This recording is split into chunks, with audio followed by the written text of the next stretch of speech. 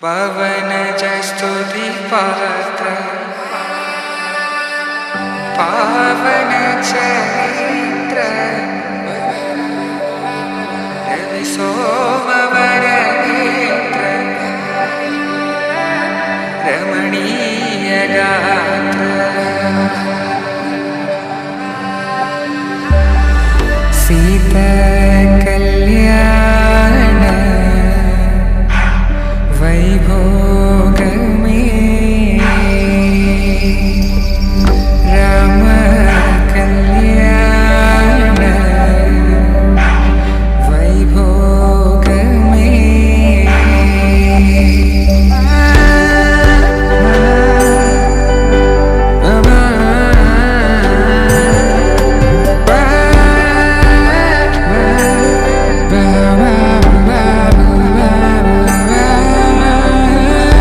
శుభం మనీలా అక్షింతలు అలా దీవెనలతో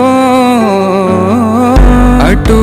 ఇటు జనం హడావిడితనం తుళ్ళింతల ఈ పెళ్లిలో గిల్లలో పదందని బంధువులక్కటై సన్నాయిల సందడి మొదలై తదాస్తని ముడులు వేసా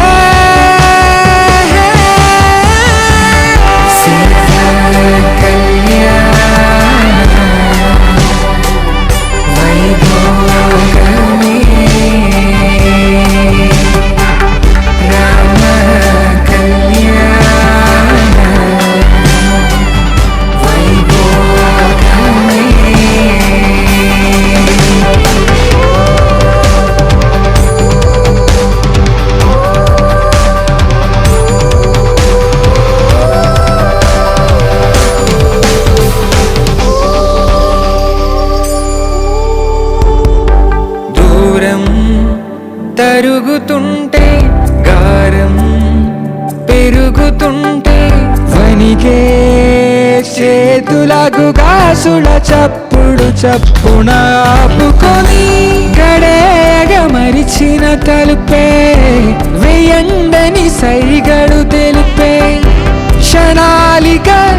కరిగిపోవా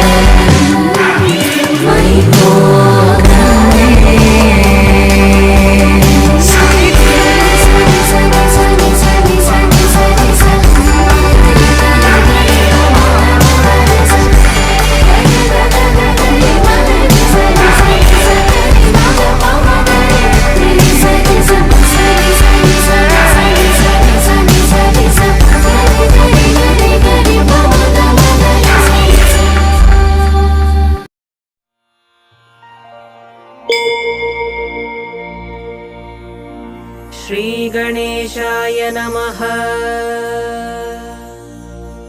अस्य श्रीराम रक्षा स्तोत्र मंत्रस्य बुधकौशिक ऋषिः अनुष्टुप् छन्दः श्री सीतारामचन्द्रो देवता सीताशक्तिः श्रीमद्हनुमान् कीलकम् श्रीरामचन्द्र प्रीत्यर्थे श्रीराम रक्षा स्तोत्र जपे विनियोगः। ध्यानम् ध्यायेदाजानुबाहुम् धृतशरधनुषम् बद्धपद्मासनस्थम् पीतं वासोवसानम् नवकमलदलस्पर्धिनेत्रम् प्रसन्नम् वामाङ्कारूढसीतामुखकमलमिलल्लोचनम् नीरदाभम् नानालङ्कारदीप्तम् दधतमुरुजटामण्डलम् रामचन्द्रम् चरितम् रघुनाथस्य शतकोटिप्रविस्तरम् एकैकमक्षरम् पुंसाम् महापातकनाशनम् ध्यात्वा नीलोत्पलश्यामम् रामं राजीवलोचनम् जानकी लक्ष्मणोपेतम् जटामुकुटमण्डितम् सासितूणधनुर्बाणपाणिम् नक्तम् चरान्तकम्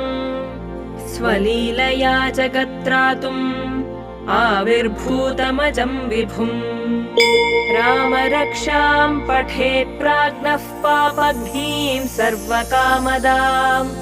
शिरो मे राघवः पातु भालम् दशरथात्मजः कौसल्येयो दृशौ पातु विश्वामित्रप्रियश्रुती घ्राणम् पातु मखत्राता मुखम् सौमित्रिवत्सलः जिह्वाम् विद्यानिधिः पातु कण्ठम् भरतवन्दितः स्कन्धौ दिव्यायुधः पातु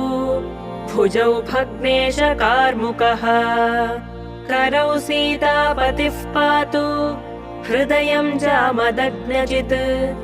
मध्यम् पातु खरध्वंसी नाभिम् जाम्बवदाश्रयः सुग्रीवेशः कटी पातु सक्थिनी हनुमत्प्रभुः